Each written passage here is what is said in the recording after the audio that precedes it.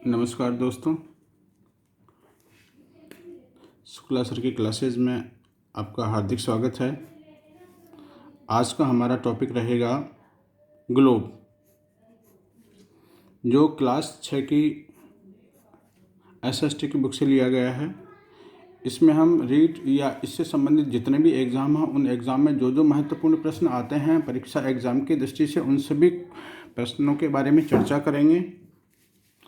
हमारा पहला प्रश्न आता है, पृथ्वी की आकृति कैसी है?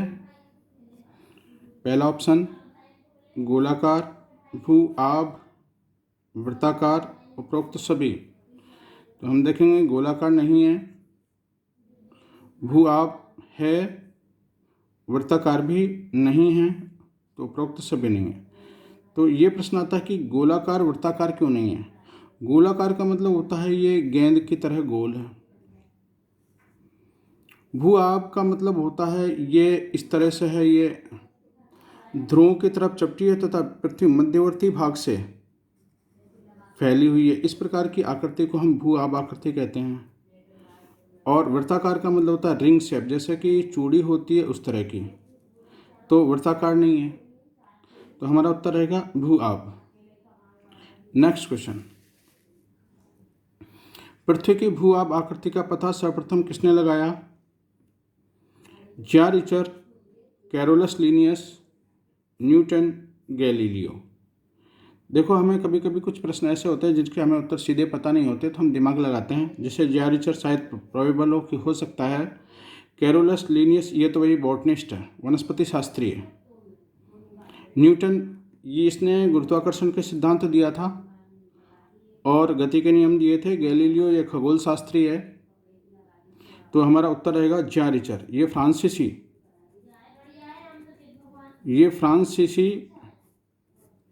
भूगोल शास्त्री हैं। इन फ्रांसीसी भूगोल शास्त्री ने ही पता लगाया था कि पृथ्वी जो है वो ध्रुवों की तरफ चपटी है तथा मध्यवर्ती भाग में ये गोल है। इस तरह की इसकी आकृति है। नेक्स्ट क्वेश्चन नंबर 3, पृथ्वी की भू आभी आकृति का क्या कारण है? पहला ऑप्शन है पृथ्वी की घूर्णन गति का अभिकेंद्रीय बल, दूसरा घूर्णन गति का अपिकेंद्रीय बल, पृथ्वी की परिक्रमण गति का अभिकेंद्रीय बल, उपरोक्त सभी। तो इसका क्या उत्तर हो सकता है? इसका सही उत्तर है, हम पहले चर्चा करते हैं किस प्रकार का, इसके बाद आंसर लगाते हैं। देखिए, जब कोई भी चीज़ घूमती हुई चीज़ है, जैसे पृथ्वी है, या अपने अक्ष पे जब घूमती है, जब पृथ्वी अपने अक्ष पर जब घूमती है अपने, तो क्या है कि बाहर की तरफ एक बल, जब घूमते समय एक बल बाहर की तरफ कार्य करता है। जो बल बाहर की तरफ कार्य करता है उसे हम बोलते हैं अपकेंद्रीय बल। अपकेंद्रीय बल यानी कि सेंट्रीफ्यूगल फोर्स। एक बल अंदर की तरफ कार्य करता है, जस्ट इसके विपरीत दिशा में, इसको हम बोलते हैं सेंट्रीपिटल।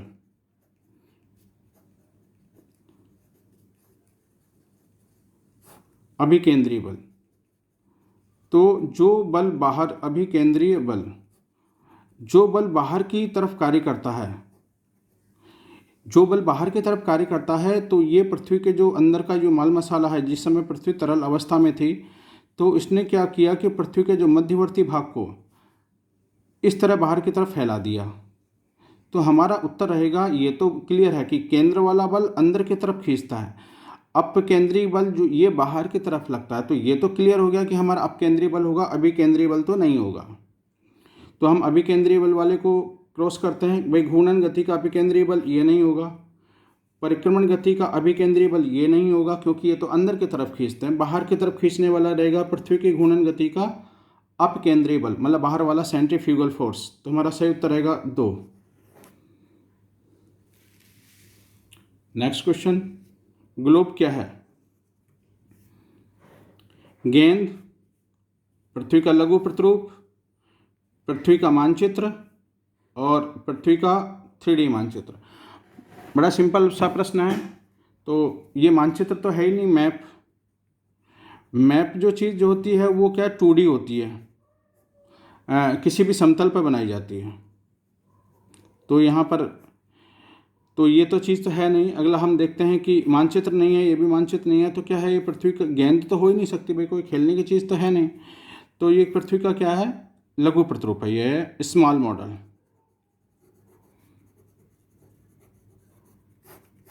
तुम्हारा उत्तर रहेगा 2। क्वेश्चन नंबर 5, पृथ्वी के बारे में असत्य कथन छांटिए। असत्य जो फॉल्स है उसको छांटना है, फॉल्स स्टेटमेंट को देखना है।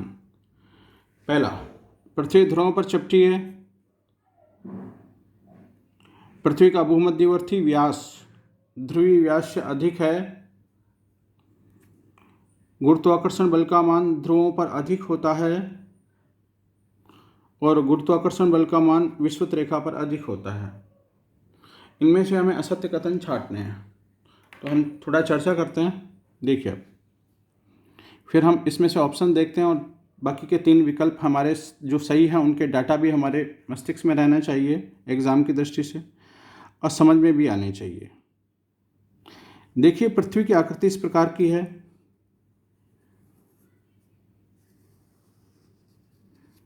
पृथ्वी का जो ये ध्रुव है, ये उत्तरी ध्रुव, ये दक्षिणी ध्रुव, इसको हम बोलेंगे नॉर्थ पोल, इसको हम बोलेंगे साउथ पोल। पृथ्वी ध्रुव पर चपटी है, बिल्कुल ये बात सत्य है।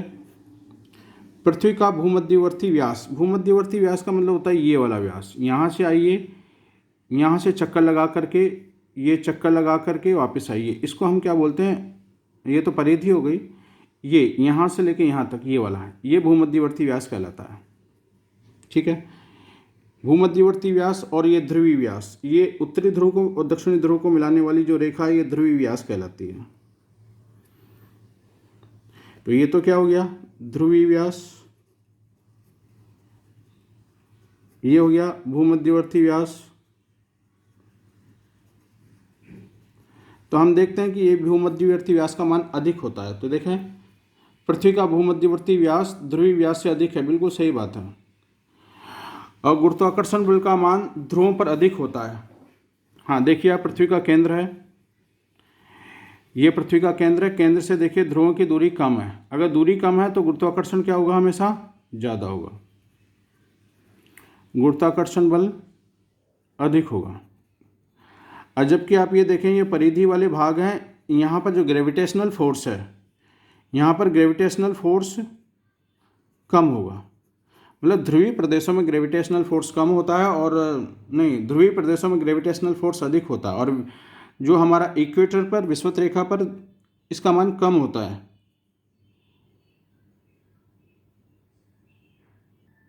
क्वेश्चन नंबर 6, निम्न प्रश्न पर विचार कीजिए, सही कूट का चयन कीजिए। पृथ्वी का अक्ष परिक्रमण कक्ष के लंबवत है। पृथ्वी का अक्ष, दोबारा हम प्रश्न को पढ़ते हैं। निम्न कथनों पर विचार कीजिए और सही कूट का चयन करें। पृथ्वी का अक्ष परिक्रमण कक्ष के लंबवत है। पृथ्वी पश्चिम से पूर्व दिशा में घूमती है, और पृथ्वी की घूर्णन गति वामावर्ती है, और पृथ्वी की परिक्रमण गति दक्षिणावर्ती है। ये 4 स्टेटमेंट है। 4 में से कौन सा सही है, कौन सा गलत है, इस पर हमें चर्चा करनी है। एक बार देखें हम इसको। पहले तो जैसे जिन स्टूडेंट्स की अच्छी तैयारी है वो तो समझ गए होंगे कि कौन कौन से सही हैं, लेकिन बहुत सारे स्टूडेंट ऐसे होते हैं जिनकी तैयारी अच्छी नहीं होती है, वो नहीं समझ पाते हैं, या उनकी तैयारी भूल चुके होते हैं। कभी समय के साथ हम हर चीज़ को भूलते भी जाते हैं। तो हम देख लेते हैं इसको, इस स्थिति को अच्छे से समझ लेते हैं, हमेशा के लिए बीमारी खत्म हो जाएगी। पृथ्वी का अक्ष, सबसे पहले तो हम ये अक्ष समझते हैं, अक्ष क्या चीज़ होती है। देखिए, ये पृथ्वी की ये आकृति है। पृथ्वी सीधी नहीं है, ऐसे लंबवत नहीं है, सीधी नहीं है, इस तरह से नहीं घूम रही है बिल्कुल। इसका जो अक्ष है कुछ झुका हुआ है। ये तो क्या कहलाता है? इसका अक्ष, अक्ष कहते हैं इसको, इसी को ही हम धुरी कहते हैं। अब देखिए, पृथ्वी एक रास्ते पर चक्कर लगाती, ये रास्ता है ये, जिस पर ये सूरज के चारों ओर चक्कर लगाती है। तो इस रास्ते को हम क्या बोलते हैं? कक्ष, कक्ष कहते हैं, कक्षा कह दीजिए या ऑर्बिट कह दीजिए, एक ही बात है। जिस रास्ते पर यह सूरज की परिक्रमा लगाती है, इसे हम क्या बोलते हैं? कक्षा कहते हैं। पृथ्वी जिस धुरी पर अपने चारों ओर घूमती है उसे हम अक्ष कहते हैं। अब तो पृथ्वी का अक्ष, ये वाला अक्ष परिक्रमण कक्ष के लंबवत है, तो भैया लंबवत तो नहीं है। देखिए लंबवत तो 90 डिग्री का कोण होता, जब लंबवत होता तो लंबवत नहीं है, तो यहाँ तो भैया इन दोनों के बीच में 66 सही 1/2 डिग्री का कोण बना हुआ है, तो लंबवत तो नहीं है। एक दूसरा, पृथ्वी पश्चिम से पूर्व दिशा में घूमती है, बिल्कुल ये सही है। अब जब ये परिक्रमण करती है तो ये देखिए आप, ये पूर्व दिशा है, ये पश्चिम दिशा है, तो पृथ्वी पश्चिम से पूर्व दिशा की तरफ घूमती है, ये भी सही है।